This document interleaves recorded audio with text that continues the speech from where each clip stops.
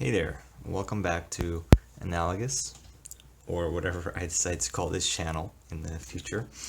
Um, so, I haven't been here in a while. And the last you saw from me, I was trying to eat some Oreos, but I never opened those Oreos. I did open them maybe like a month ago. So I opened them on New Year's Eve. Those Pokemon Oreos, they were pretty good snack. I recommend you take it with you if you're shooting film, if you need a snack. Get that sugar levels high and make sure you're alert when you're shooting so you don't miss any shots. But anywho, so you haven't seen me in a while, and now I'm here to tell you why I stopped shooting with the Holga and why I probably won't shoot with the Holga from now on. There are quite a few reasons why I haven't done so already, but let me list them for you first.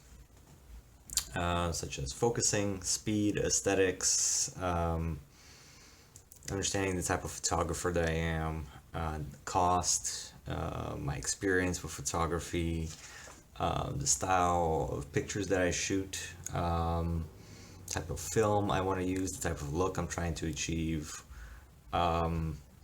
and the portability of the camera. So all those things kind of go together into my decision making why I haven't shot Holga. But I have shot Holga I shot maybe 6 rolls with Holga in total. I took it on a holiday and I had some fun shooting it there.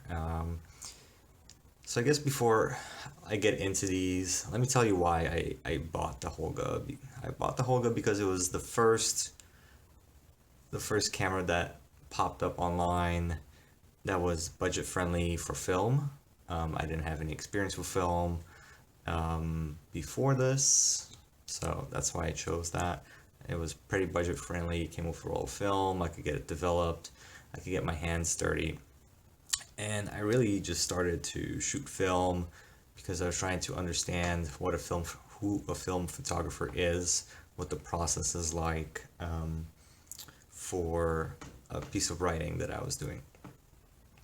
And then I got sucked into it like everything else that I do in life. I really get into my hobbies, and it was kind of like a impromptu impulse buy at the moment that had some purpose to it. But since I've started this journey, all these things came up that I just listed, and some of these things I knew ahead of time, but I got a fresh new perspective on it. So in case you don't know, Holga is this 90s camera made in Hong Kong. It's fairly inexpensive. It's made out of plastic with plastic lens.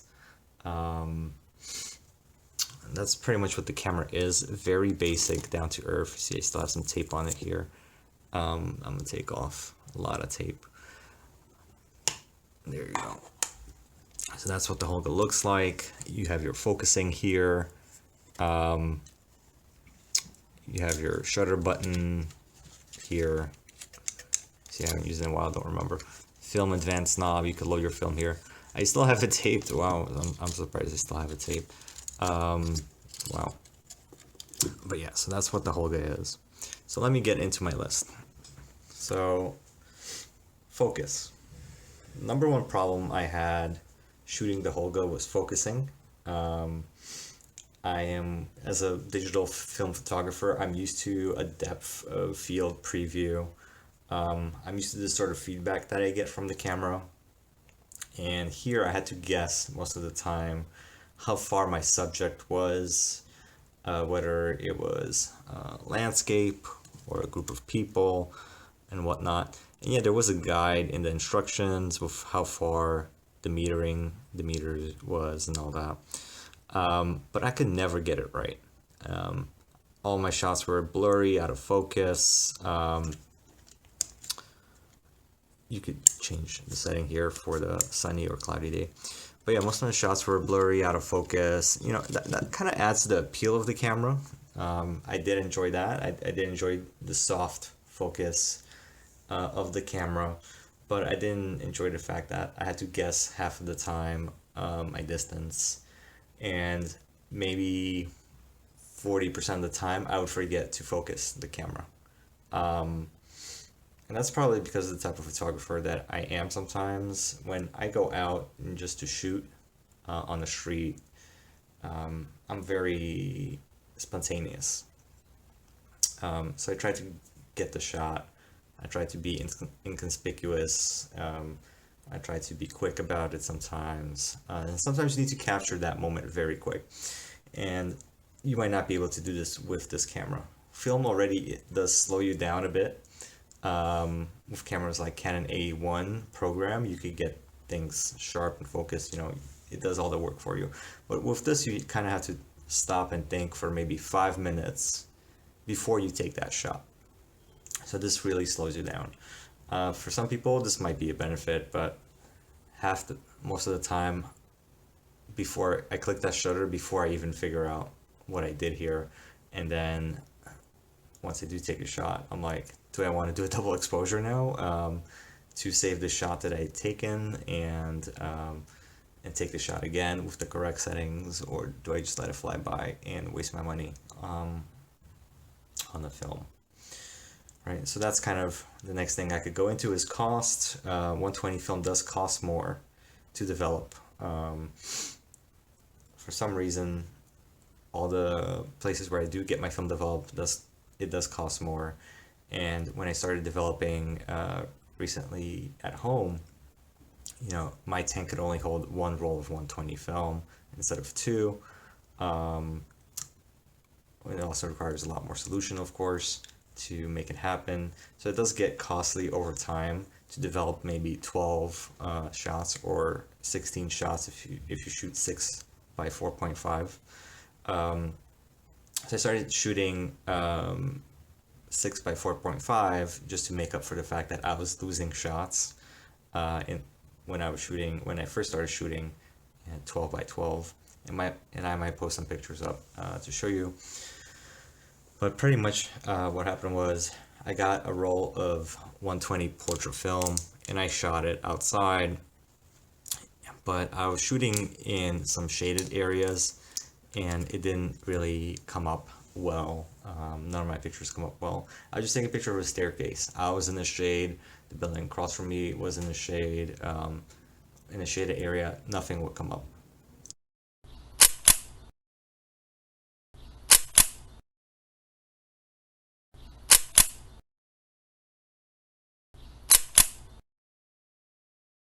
Right. I did try to shoot it again with 400. Still, it wasn't that good. And then I ended up shooting with 800 and I finally got the shot. But, I didn't really like the fact that I wasted so much time on this one shot that I got it wrong. Yeah, so that's another aspect here of the cost is you do waste your money. Because you're shooting a lot less shots. And especially if you're new to film, definitely I would say maybe this camera is not for you because you don't really understand the sensitivity of the film yet. And that's something that you need to get used to, understanding the sensitivity of the film, how each film interacts with the environment, and so on. Okay, so if I were to shoot 160, I would go to the beach. I got very great shots at the beach, outside on a sunny day. Great shots. Shooting indoors, I would probably go with 800. Actually shooting indoors, I would probably use flash. But I don't use flash. I don't like the look of flash on any of my photos, so I never use the flash anyway. So this would be maybe a cloudy day right here. And then at nighttime, I would do 3200 Ilford or 1600. I shoot Ilford Delta 3200 at 1600, so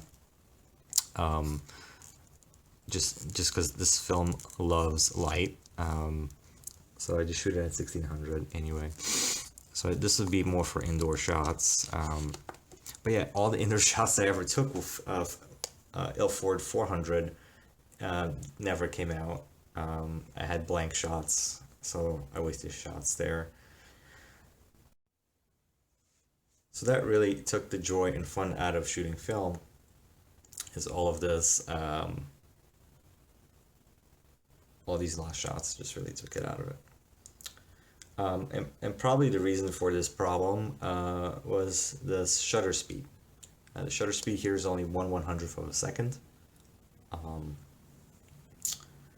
So that means you're very limited with the type of film that you could use. 1/100th of a second is it's not fast shutter, it's not a slow shutter, but it's kind of like there. With most beginner film cameras like the Nikon FE or whatnot, without the ones that come without the battery, I'm not sure if that one comes without the battery, but like the default shutter is 1/300th of a second. I guess you're a little bit more flexible in that aspect. But for this shutter here, you can't use a wide variety of film, especially these lower films like 120, unless you're in bright sunlight, or if you're in shade, you gotta use the 3200. But another thing about shutter speed is that I like to shoot landscape, and when I shoot landscape, when there's water, I like to do a bulb setting. I like to do a long exposure with my shots, especially when I shoot digital. So that's kind of the problem that I ran into Holga, is I was trying to shoot landscapes, I was trying to get some water in, but I was holding the shutter for too long. Maybe I had to do it a second, maybe a little bit less. And that's where the feedback from a digital camera helps, because you could set the exposure of each shot. So yeah, that's kind of like what I was talking about feedback. You could get the feedback from a digital camera, but here you can't. So you have to kind of like guess it, time it. I did start to use one of those light meters on my phone, and I was trying to figure out kind of how long I should leave a shot open. But yeah, I still didn't have good results. I was holding it for too long. My film started to bubble and pop and overburn the images into them. Some of these effects look cool, but when you're not getting what you want, you get disappointed all the time.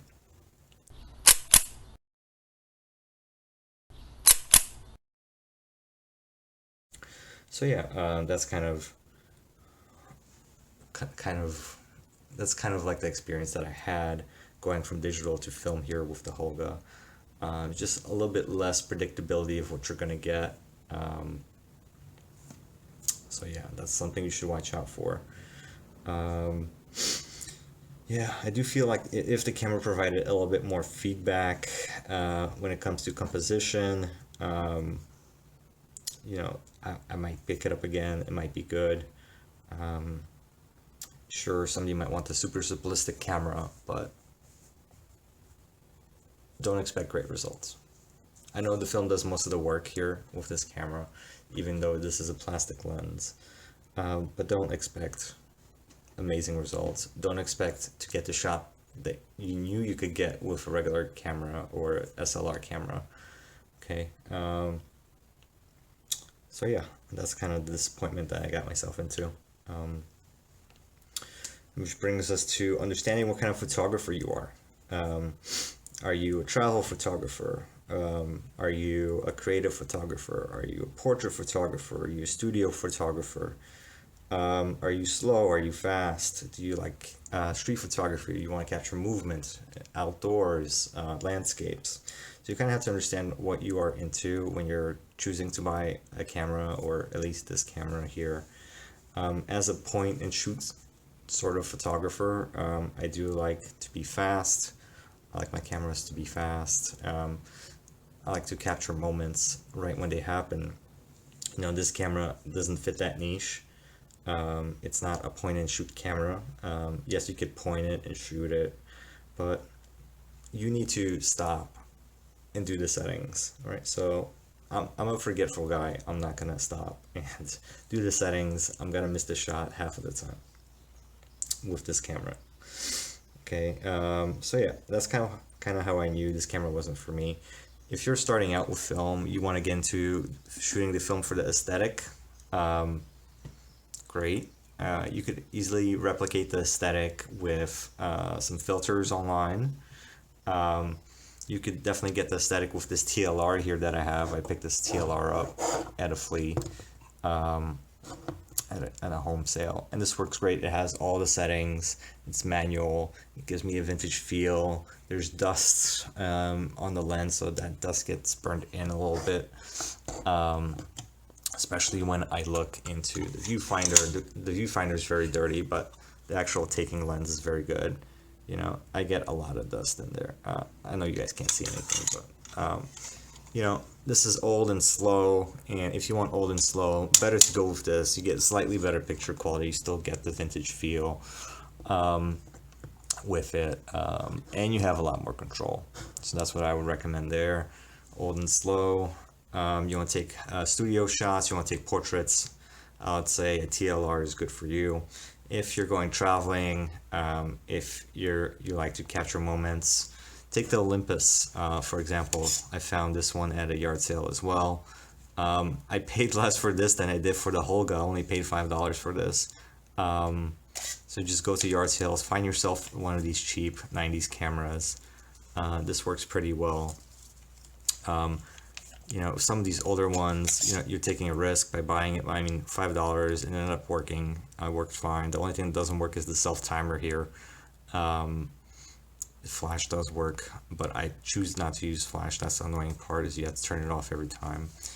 And just like the Holga, you know, you're just looking into the viewfinder here. It's a rangefinder camera style. So I guess you're not getting depth of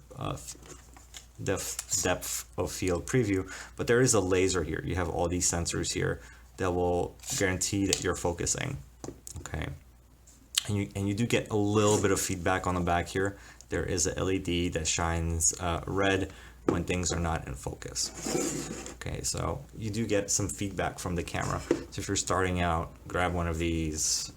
If you're brand new to film, if you're not new to film and you decide you want to shoot portraits, that's kind of your style, go with the TLR.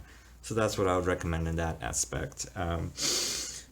Holga, not for everybody, not for me. I did enjoy the shots that I got from it, but not all of them I enjoyed. I didn't enjoy all the shots that I lost. Good thing I used my phone to take pictures of the shots that I want to take. But yeah, a lot of the time I was not successful with the camera. I did learn a lot about film with this camera. So that's, I guess, the benefit of the camera. If you need to film, you want something cheap, you don't want to go hunting, bargain hunting, you know, this is a good way to get into film. But it is kind of bulky. And remember how I talked about tape? You tape the camera. You know, I had to make a little bit more of an investment in the beginning, buying all this tape to tape it up, make sure the light didn't go in. What else did I do? I think that was about it. Just mainly the tape, and that gets very flimsy fast. Right, so the tape is very good. I do recommend buy the tape if you need the tape. Prevents light leaks, but it's not perfect. You will get light leaks, and even though I wanted to try to get as perfect of a shot I could, I still got light leaks here. I still got light leaks from the shutter button. I can't tape the shutter button, of course. This will get loose and I get light leaks there, but that's fine. You know, I don't mind getting light leaks on the Holga because it's the Holga. That's what this camera is about. Okay. You get some light leaks, you don't want perfect shots, and that's kind of what I was trying to do. I mentally shooting digital, I was trying to go for perfect shots. I was trying to go for ad copy shots, stock shots, stock photography sort of shots, and that's what I was trying to get away with. And the Holga did help me get away from these sort of fake shots that I've seen everywhere. Right, so that's what I was trying to escape, and that helped me. But when it comes to this taping, you know, it's a lot of work. I did tape the sides, and when you're traveling with it, and the TSA is looking at you like, is this a bomb? When you're going through security, you know, you might have a problem there. I didn't feel comfortable at the airport with this. I didn't feel comfortable traveling with it, partially because it was bulky, and partially because it was tedious to use. It took a lot of time to use, so I had to spend a lot more time taking a shot instead of enjoying the location that I was in. And it only held 12 shots, so I would have to change the film often. On my holiday, I shot maybe 4 rolls with the Holga, and I only shot 2 rolls with the Olympus. And with the Olympus, I might have done double takes just in case, or maybe I changed the angle because I could. I had 36 rolls. I make sure to buy only 36 rolls. I don't know why people are still making 24 roll film. Maybe some people are into that. I don't know. But yeah, 36 is great compared to the 12. So if you're starting out, if you don't necessarily want to start with medium format, start with 35 and see how you feel, how that feels. And then if you feel like you need studio photography, you need all that extra detail that medium format provides, then go with like a TLR or a medium format camera, like a Pentax 6.7 or one of those things. Okay, so I think I covered most of the topics here, and I guess I explored who this camera's for, why I'm not using it anymore. Would I still use it again? Probably, sure. I'll use it for fun here and there. Am I in love with the camera? I am not. Is it a good camera for students? If you're a student learning about film, yeah, sure, you could get that. Easy entryway into learning how to shoot film, the properties of film, how to develop film. It does get you started. Studio photography, indoor photography, no. Maybe if you use a flash, okay. Landscape, it does work nice on landscapes. You could get some detail on there, but the glass is so much better at capturing detail. And I can show you some comparisons that I've taken with Holga and Yashica at the end of the video here. And I'll show you some of the ones where I was on holiday and I took Olympus and Holga. You can see the difference. I still get a nice film aesthetic without missing some of the other things. But most of the time the film's doing the work anyway, but see if you could pick up any difference in some of these images that I will show you at the end here in the side-by-side comparison. Who else could this camera be for? Lifestyle photographers. You want to shoot Holga for the sake of shooting Holga. You're having fun outdoors. Toss this camera. It's plastic. It's not gonna break. It's pretty sturdy plastic, even though it's flimsy. It's still fairly sturdy. Toss it around between friends. Have a Holga party. I don't know. It's better to have a Holga party than a disposable camera party. Disposable cameras are wasteful, right? Get a bunch of Holgas, pass them around, have people take shots with them. But again, depending on light conditions, okay? Maybe get a bunch of Olympuses for $5 at a flea market and shoot with those. So yeah, that's my take on the Holga. And I hopefully you guys enjoyed my journey with the Holga here, entering photography. I might not do more videos on photography here, I'm not sure. But I'll be posting a bunch of videos on this channel about photography, about books, reading, writing, and anything else that sparks my curiosity. So maybe I should change it to Curiosity, or the name of it to Curiosity or something, I don't know. But yeah, that's been my journey so far with the Holga. And it's been a roller coaster ride, but I don't regret shooting with the Holga.